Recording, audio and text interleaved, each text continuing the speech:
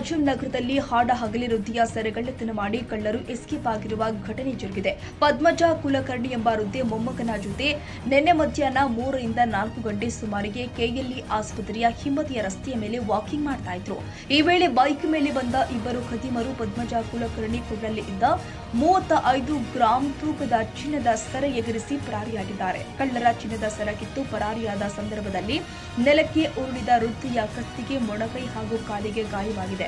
ಘಟನೆಯ ಮಾಹಿತಿ ತಿಳಿತಾ ಇದ್ದಂತೆಯೇ ಸ್ಥಳಕ್ಕೆ ಆಗಮಿಸಿದ ಎಪಿಎಂಸಿ ಪೊಲೀಸ್ ಠಾಣೆಯ ಪೊಲೀಸರು ಘಟನೆ ನಡೆದ ಪ್ರದೇಶದಲ್ಲಿ ಸಿಸಿಟಿವಿ ಪರಿಶೀಲನೆ ಮಾಡಿ ಪ್ರಕರಣ ದಾಖಲಿಸಿಕೊಂಡು ಮುಂದಿನ ತನಿಖೆ ಕೈಗೊಂಡಿದ್ದಾರೆ.